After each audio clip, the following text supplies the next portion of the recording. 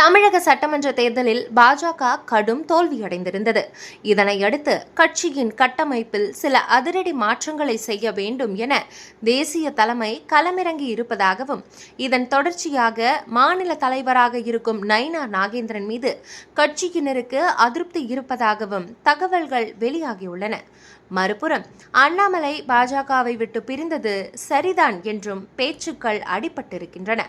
தமிழகத்தில் பாஜக தலைவராக இருந்த அனைவருக்கும் பெரிய பதவிகளை கட்சி தலைமை தூக்கி கொடுத்திருக்கிறது. தமிழிசை சவுந்தரராஜன் தெலுங்கானா மற்றும் புதுச்சேரி ஆளுநராக இருந்திருக்கிறார். அதேபோல எல் முருகன் மத்திய இணையமைச்சராக இருக்கிறார்.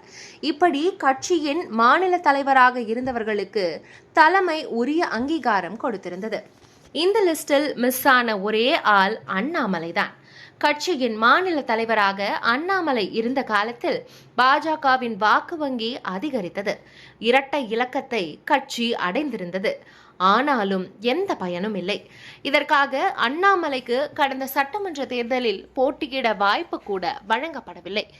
இறுதியாக பிரதமர் மோடி, உள்துறை அமைச்சர் அமித்ஷா, பாஜக தேசிய தலைவர் நிதின் நபீன் உள்ளிட்டோரை சந்தித்து தனது ராஜினாமாவை அறிவித்து ஷாக் கொடுத்தார் அண்ணாமலை.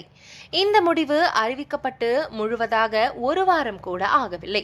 அதற்குள் பாஜக தேசிய தலைமை மாநில தலைவரை மாற்றும் பணியில் களமிறங்கி இருக்கிறது. புதிய தலைவரை நியமிக்கும் பணிகள் ஒரு பக்கம் சூடு பிடித்திருக்கும் நிலையில், இன்னொரு பக்கம் தற்போதைய தலைவர் நயினாருக்கு ஆளுநர் பொறுப்பை கொடுக்கவும் தேசிய தலைமை முன்வந்திருப்பதாக தகவல்கள் கசிய விடுகின்றனர் கமலாலய வட்டாரத்தினர்.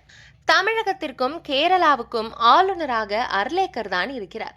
எனவே அவரை தமிழகத்திற்கான முழுநேர ஆளுநராக மாற்றிவிட்டு அவருக்கு பதில் நயினார் நாகேந்திரனை ஆளுநராக நியமிக்க கட்சி தலைமை ரெடியாகி வருவதாக தகவல்கள் வெளியாகியுள்ளன.